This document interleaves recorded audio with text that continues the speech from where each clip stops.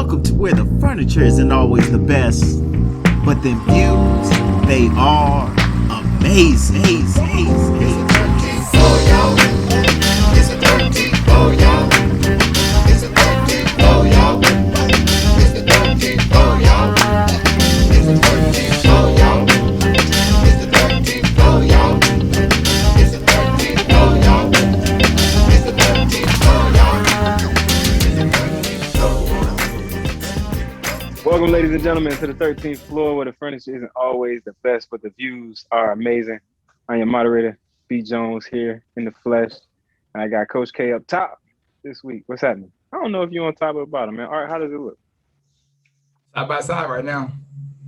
See? I don't know where he is. But Coach K, what's going on, man? Listen, man, I'm here, surviving, and you never know when you're gonna call my name. So, yeah, man, I'm here though, man. I'm happy to be here. Happy everybody's back again. There it is. There it is. All right, coming your way, man. Mr. Nailed It. What you nailed today? Listen, just know life. It's about to be a nice trip tomorrow, heading out to North Carolina for a 1-day trip and back in. But this past 4th of July weekend, got some fireworks out there, and the boy put on a show. It was amazing. It was amazing. Yeah. I got some fireworks this past weekend, too. We'll talk about that a little later. Amen. BJ, what's going on? All good, man. Happy Elsa decided to go elsewhere. That is way. Oh, There it yeah. is. Yeah. Right. And Fresh Sheeptoe, what's going on, sir? I'm in here, new set. Got my glasses on. We just trying to, make this thing live and in living color, baby. I see you. So go ahead and kick us off with the preservation, man. Get us started on a positive note. Let's see.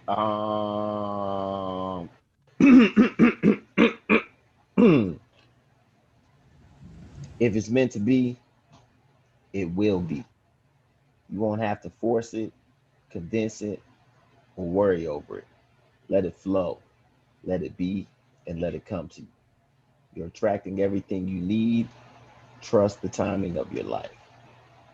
Something we don't talk about often enough is just that, trusting what's going on, allowing your gut feeling to be the right feeling, and being able to trust and follow what those instincts that you were feeling on the path that you're meant to take.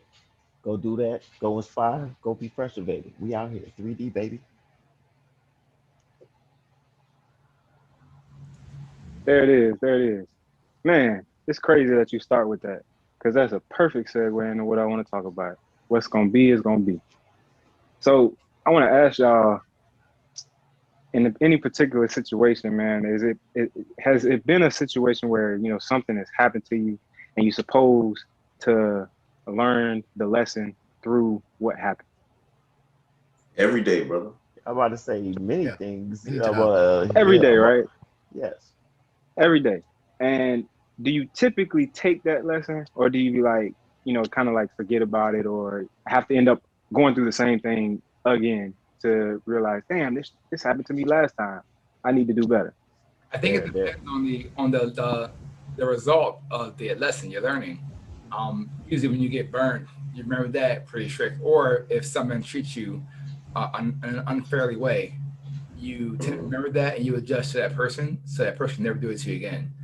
But if it's a passerby lesson and something you may have caught, but you're like, oh, was that? Maybe not.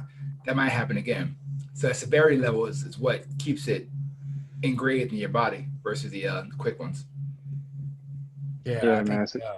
some people say that there are two different types of lessons, right? They're the ones that are just okay. It's a one-time thing. You got this experience, keep it moving. And then there are the lessons that we came here predestined to learn that we are destined to keep repeating until we actually learn it, because there are life lessons that are assigned to us that we're supposed to learn, and that's what we're here for. And until we actually learn it, they just keep showing up in different forms. I can tell you a lesson that I should have learned that I have not learned yet is my impulse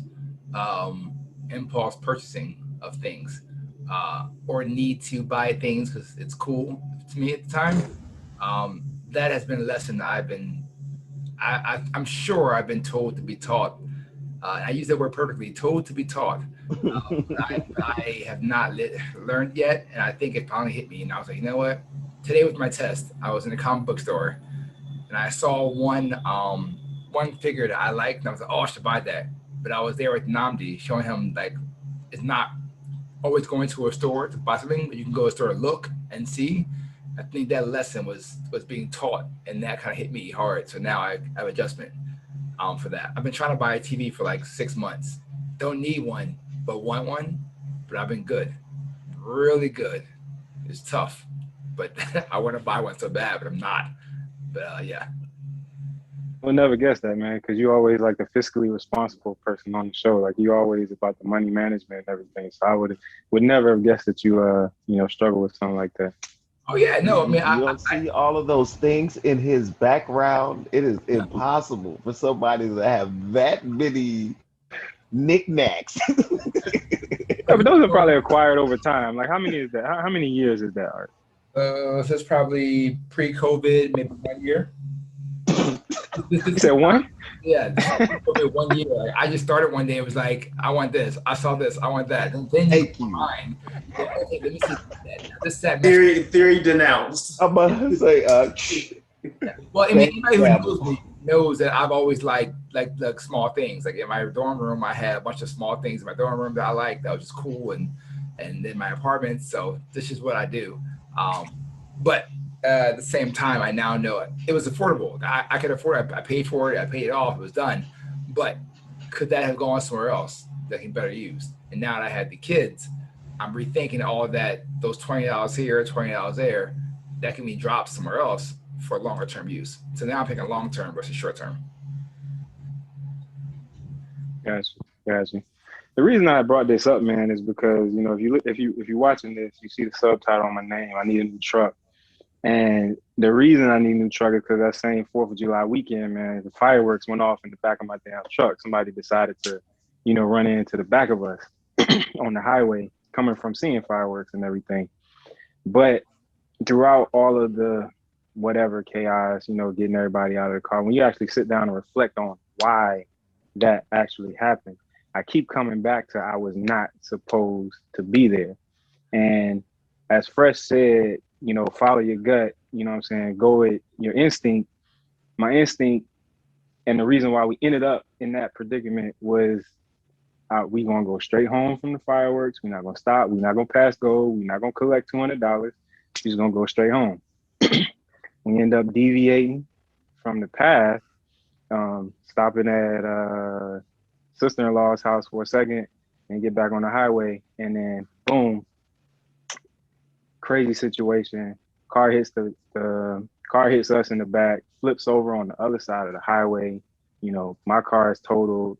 I don't know where the condition of their car is, but some injuries on that side, and completely avoidable in my head, I think, if I had just followed my spirit or followed my gut in that instance. And I think that's really, really important for us to talk about and talk through, because I think that not instances that are this serious where injuries could be having, but how many times throughout the day do you fight your inner voice? Do you fight your spirit when it comes to one thing or the next, a simple decision or a major decision? And I think when you hear that, you really, really got to pay attention to it and not think so much with your head and really start thinking more with your center.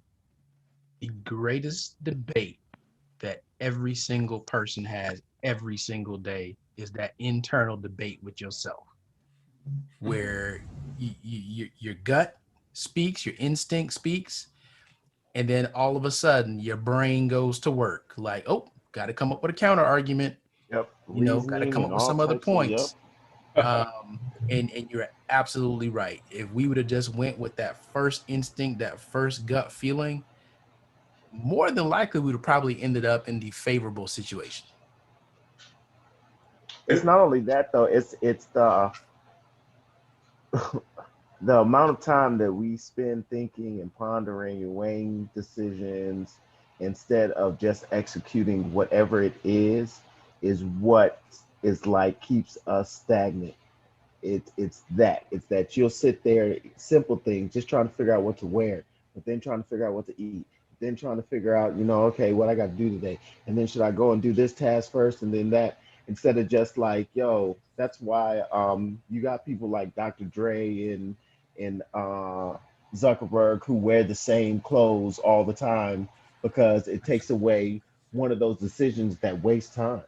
And it's like that's what it comes into is when you start to go with your gut.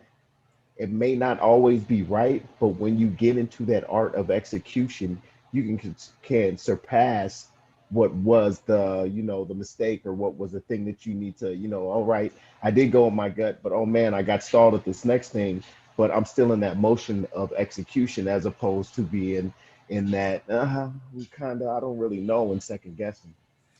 You know what? And a lot of times it's a deviation. It's a deviation from who you are, because I remember one of my car accidents. I was on campus, and at the time I lived with some Kappas. Magosi was one of them. Shout out to Magosi if he's listening. And he was like, oh man, I need like another 30, 40 minutes. And normally I would just sit back, cool, like, all right, cool, man, I'll wait for you. But that day, for whatever reason, I decided, nah, man, I'm not waiting. You got to find another ride. I'm out. Sure enough, I'm 5 minutes from the apartment, and boom, car accident. My car gets totaled, and that just started the ripple effect from that went years, because I didn't have a car again for years, and like it just totally messed everything up. And it was a deviation from what I would normally do. But all of a sudden, my head jumped in and said, hey, nah, leave him. What you doing sitting around here waiting for somebody? Yep. So some of that is lessons. Some of that is just the consequence of choices we make, right?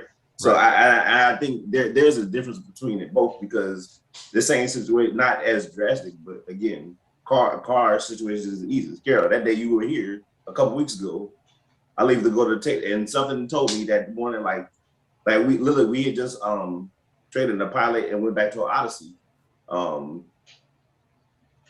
in June, early June. This is a week later. I normally drive my car down to Miami to take the boys to get a haircut, something that they said, you know what, just take the Odyssey. Left, on the way come back, you know what, let's stop at a gas station, get something to drink real quick, and give the boys a snack before we come back up. This is only about like a 20, 25 minute drive, but like still just grab something and snack on, whatever. Coming back, getting on the highway, car in front of me, car next to me kicks up something on the highway, smashed it in the front end of the thing. 7 days old. Like, and then in the back of my mind is like, had I been in my car, had I been in my car, what made me take that car that day? But also the choice was to stop at that gas station. Had I not stopped at that gas station that time, I would never been by that car. It kicked up the piece that did it. Right. So it's choices, some things it's lessons. So I think it's really up to each individual to analyze the situation and kind of figure out, okay, is this just a result of the choice and I just got to suck it up and just is what happened? Or is this a lesson I need to learn? I think there's a huge distinction, and it's not everything doesn't have to be a life lesson we go through, but it's different choices. So if you stopped at your sister, you said your sister-in-law's house. So if that was the case, was there a legitimate reason that the deviation occurred? Right? Absolutely not.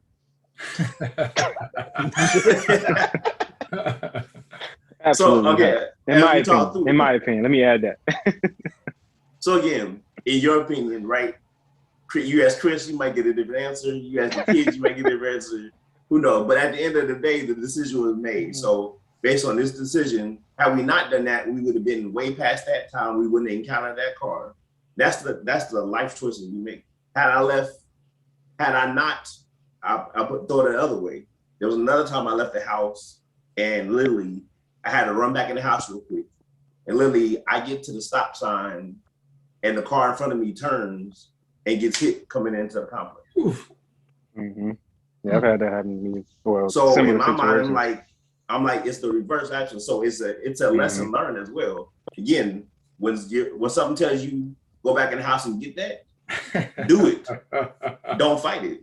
So it's one of those things where the lesson is the lesson, or it's just a choice that you made and you have to, like, what was the root cause of it? I stopped to get some snack.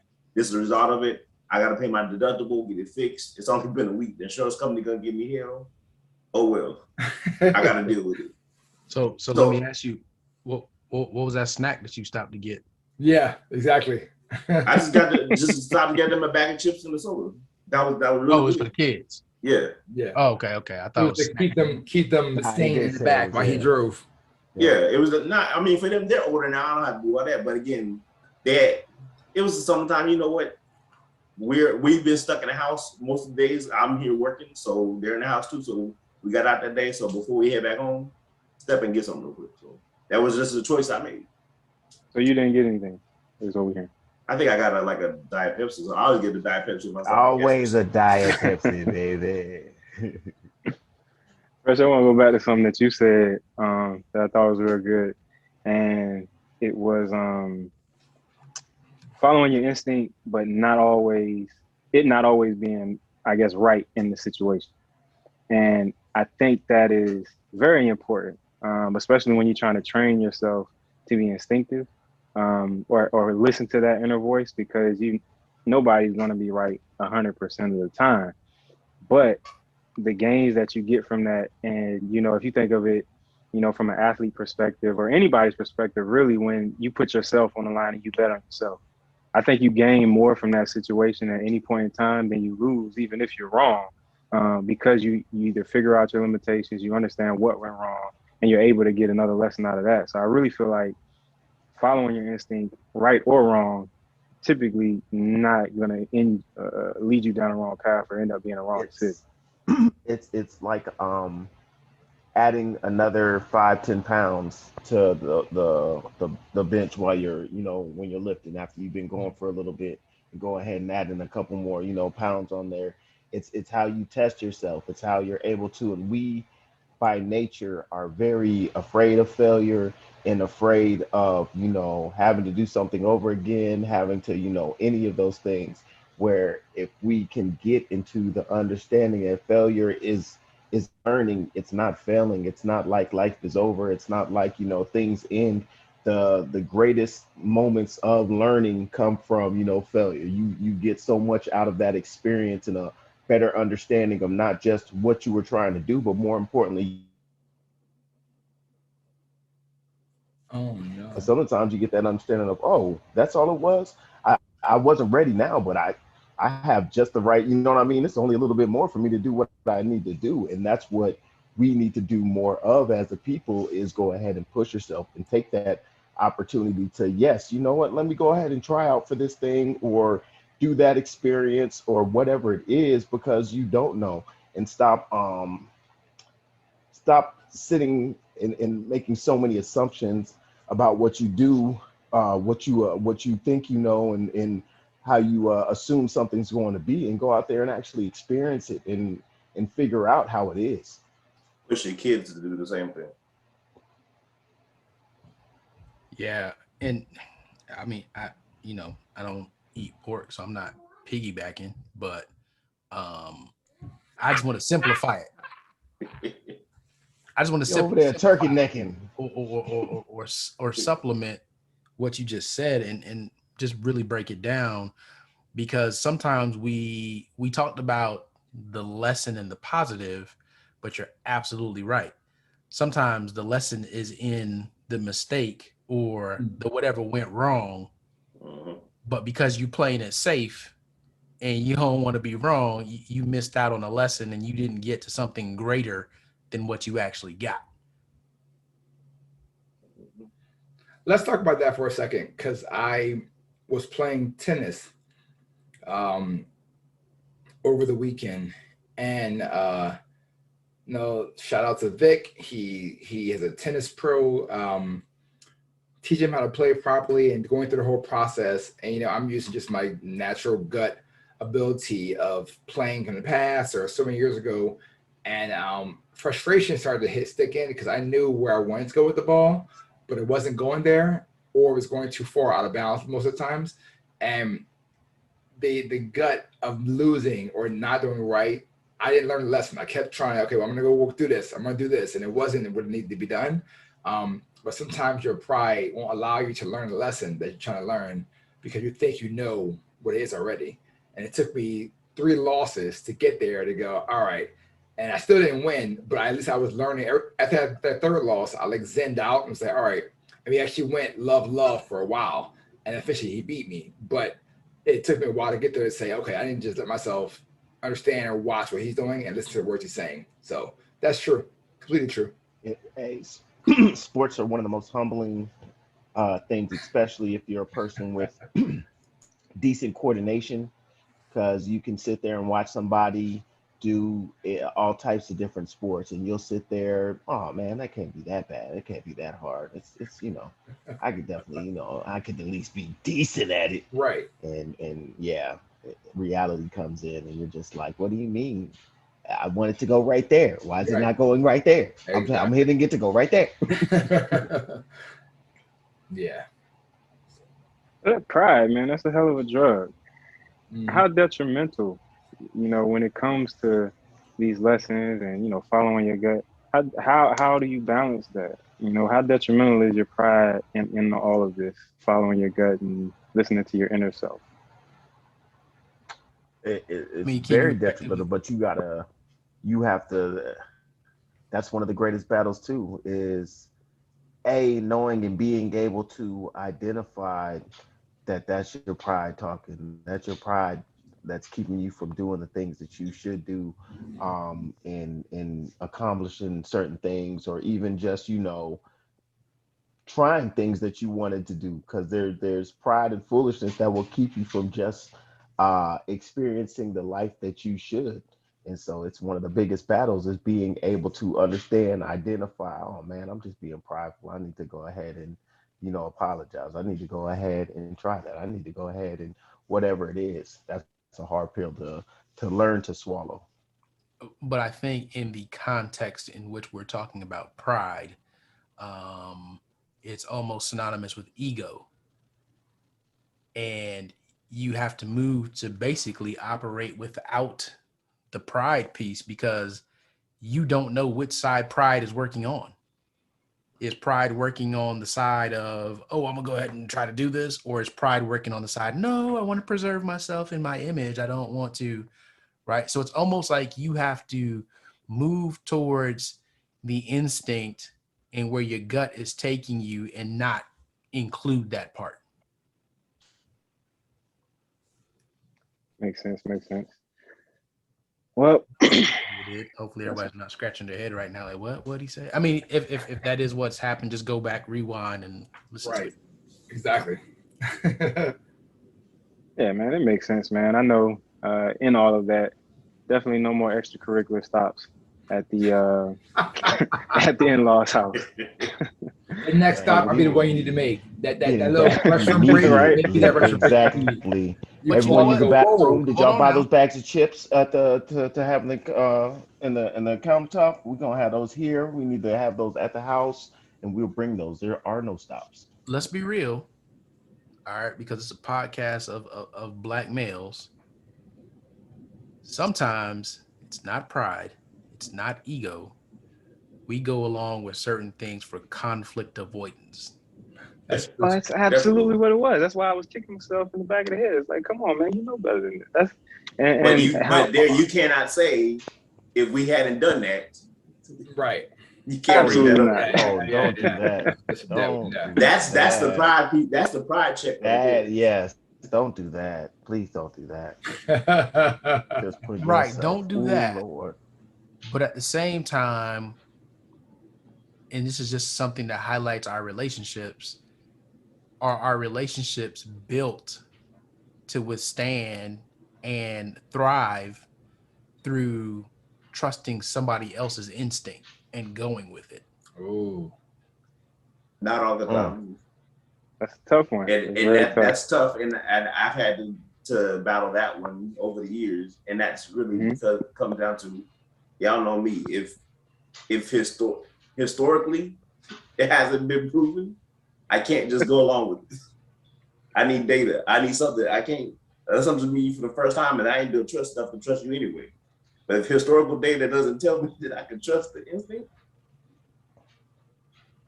It is what it I is. think you really got to look at. I feel like what in most relationships, I'll use my example. Everybody got a link, right? And so the trust exercise is best when we talking about you staying, in your lane. Like, does it make sense for me to trust you in this particular situation? Yes, Because that's a good way to put it. I know you know what you're talking about. And so for me, that was what the struggle was for a long time. Was like, okay, it makes sense. I just don't want to let myself, trust her. And I'm not talking about this particular car incident, but just instances in the past or whatnot. Yep. So I think, giving the person the freedom to operate within their strength. And then on the flip side, though, what is a good thing out of this car accident situation is that I didn't have to say if we hadn't stopped, this wouldn't have happened, because it was already understood and said and brought to my attention. It was like, yeah, we should have just done X, Y, and Z. I should have just, because it wasn't necessary. That was the lesson. We had a plan. We should have just stuck with the plan. So I didn't have to say that. So again, the partner in the relationship makes things a little bit easier as well. 100%. I think that's both, like you said, I really believe the knowing in the relationship each other's strengths and weaknesses and being able to roll like that it's very important. But then also it's just like tying that back into the love language and being able to, all of that stuff works together. If you don't understand and know how you and your partner work to make sure that you can have that dynamic relationship, that's why things get shaky. Sometimes silence is more powerful than talking. 100%. Yep. 100%. That was a hard lesson to learn over the years. But yeah, And definitely but true. yeah, and yeah, it is. To be transparent, it was a hard lesson to learn, but sometimes just not saying nothing says a lot. Yep. It says the right thing. It's hard. Sometimes it's hard, but you just gotta. Yep. You shaking your head over there, Kay. I'm just shaking my head because whether I open my mouth or I'm silent, it's a double-edged sword. Both right. I think my silence is equally as my words are at this point. Your silence is definitely is just as loud as somebody screaming at you. Just like, why you so quiet? You got nothing to say? It would be like a kid. Just yell at me. Just hit me. Right. I need it, please. Look at that, man. We start off talking about 4th of July, man. Inner self, following your gut, and end up in relationship advice. You never know what you're gonna get on the 13th. Listen, that's what it's all about, baby. Truly amazing. Well, you have to, right? Because it's a totally different dynamic if you are a single person listening to this podcast and we telling you to follow your gut, because you don't have that external influence of a significant other that's going to come in addition to the voice in your head that's debating with you. Now you're going to have somebody that's literally going to debate you about what you're doing. Right. So we had to represent that because as we know, our audience is diverse and we needed to include everybody. Yes. So I think we had to go there and be realistic that, like, hey, that's an additional challenge. It's not just a 2-person debate that becomes all of a sudden a 3 and a 4, and depending on time of day and who they are and time of the month, you just don't know. True story. There it is, man. Before we get into wrapping this thing up, man, I want to remind everybody to get this podcast on iTunes, Google Play, SoundCloud, Anchor. We on YouTube, Vimeo, iHeartRadio, everywhere you get your podcasts, man. Check us out. Follow us on social media at 13th Floor. Please check the website, the 13thfloorpodcast.com, and check the merch, mycooltshirts.com. We got plenty of stuff up there for you to get your 13th Floor swag up. Before I got Mr. Nailed It. That's right. Mr. Nailed It. We got your corner, man. Art's Corner going live in 3, All right. 2. And we're live. So this week is, listen, I had a pretty easy week this week. Not much going on, but took a trip out to Lake House, and that was a humbling experience to go somewhere and to see your kids, other friends, their friends, just enjoying themselves and going to places where you thought you wouldn't be. But also in this Lake House area, there's not much brown out there. There's a lot of Caucasian persuasion around. So you want to shelter them and say, hey, stay over here, or don't get loud, or don't do this, or don't jump around, or don't pull out the water guns, because it's going to be assumptions. But then you got to remind yourself that these are kids, and kids are going to make fun with kids. They're going to do things. And they brought the water guns out, which is cool. Other kids was like, can I use your water gun and play with them? And they were playing around in the pool with a water gun. So it was like, you know what? I can't assume that they're going to be cornered out. Kids don't know hate until they're taught it. So let kids enjoy themselves and have fun with it, and not let my I can't think of the word, prejudices or whatever it's called. Don't let my concerns, my fears rub off on them. We said it before months ago, maybe a year ago too. But as they're getting older, I'm starting to find myself having to pull back harder so they can experience life in a good way without having that baggage of the past at their age. So if you're anywhere, you're doing things, just don't pass that luggage on to them. They don't need that right now. Let them be kids. Let them enjoy themselves. And if you are of young age, live your life, live your best life, live Duval style. It's summertime. Have fun. Enjoy yourself. Be safe. Shoot, that was one of those logical, proven instinct things for me. If Dick Cheney can get shot in the face during a hunting trip, shoot. Folks out there saw Message. a big brown Papa Bear and then two little brown bears. You never know. So Yeah. I think we all would have acted accordingly. Yes. It was definitely eye opening, because you get there and you're like, whoa, there were 6 of us, and there was just 6 of us. 6 of us. Yep. But real quick on that one, we go back to that gut feeling, right? Your gut instinct, Mhm. right? And again, sometimes I do think the sheltering is too much, Yeah.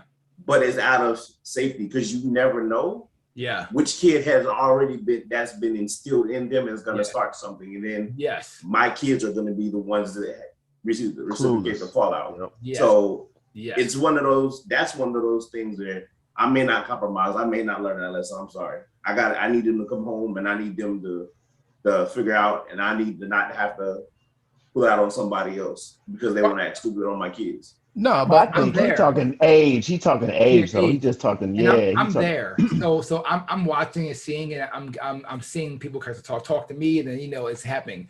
If they were going by themselves, there'll be no water guns going out by themselves, because that's just not. I'm talking about even in that scenario, you never know which kids that were there. Oh, true. But You talk about a kid is. I'm 100% that kids don't know until they're taught. You have no idea which kids have been taught already. That's the problem. That's true. But here's the lesson in that, right? And what we don't realize sometimes is that we've already learned the lesson and you actually acted on it. In our time as kids, our parents wouldn't even let us be in that situation. Right. Yeah, you're right. Right. Right? In this day and time, we're like, okay, I'm gonna go into this. I know I gotta survey the situation and see how much we can do and how far we can go. Yep. And then I'll make a decision at that point. So there's a lesson there that you've already learned, that your instinct and your gut is reminding you, hey, well, don't forget, double check this. Yeah. Yes. There it is. Like there it that is. time. There we go. So, BJ, before I go to Coach K to close us out, did you have a message that you wanted to leave with the folks? Man, it's no message. Again, this is ironic. This topic is near and dear to me right now. I'm actually, by the time this drops, the past Sunday, I got another delivering a sermon this coming Sunday at church. And it's about life lessons and what scripture kind of led me along the way. And a lot of that is things that I've learned, but from a biblical standpoint. So this has been right timely. Again, if by the time this drops, though, it would have happened already the previous Sunday. So the 11th. So if anyone wants to check it out, We'll shoot the link up there too. You can see that perspective too. Yeah, Actually, you know guys what? get to see him. You guys get to see him in a platform where he doesn't just sit in the back and is content to let stuff happen. You get to see the parts that we know, and why we try to get him to talk up, because he can do a whole sermon with no A problem. whole sermon. I remember the one from was it 2 years ago maybe? About two and a half years ago, yeah. Yeah, I remember that one. I was pleasantly surprised to see BJ up there doing his thing, man. Yep. Coach K, man, go ahead, take us home, brother. I feel like Faison was about to say something. I cut him off. Were you about to say something about the link, or? I was going to say, if you can give me the link, BJ, I can put it into the link that drops on Friday the 9th. Could be in the show notes. I put in notes there, so that anyone's watching it now can go back and see the link. Maybe it's recorded or pop in, but they can go back and see it from there. Okay. Absolutely. No doubt, no doubt. So to close us out, I definitely want to remind people that, look, as I said, every single day, you have a conversation with yourself where you either support your instinct or you suppress your instinct. And you need to learn how to become very aware of that. It's not easy. We all struggle with it. But what would happen if for 5 days you decided, you know what, I'm going to go with my gut. I'm going to go with my instinct. And no matter what anybody else says, I'm going to try this and go with it. Keeping in mind that, look, you may have somebody else in your household that's trying to do the same thing. So my recommendation would be, have a conversation if this is actually something that you're going to try out, to let the other person know. Or maybe you sit down and you write out a list of, hey, here's what you're strong at, here's what I'm strong at. Let's trust each other in these particular areas, to use our gut and our instinct of what we should do and what the decision should be. And look, no harm, no foul, no penalties. Let's regroup after the week, whether you're by yourself or you have somebody else. Regroup, review what you've learned, and then go at it the next week. See what happens. What's the worst that could happen, right? Whether you do or you don't, there may be something there, right? That choice is up to you, but give it a shot. See what happens. Channel out. Get rid of the external noise, get rid of the external influence, and try to see what happens when you follow you. There it is, ladies and gentlemen. I want to thank you all for listening and joining us here on the 13th floor, where the furniture isn't always the best, but the views are amazing. It's a 13th floor, y'all. It's a 13th floor, y'all.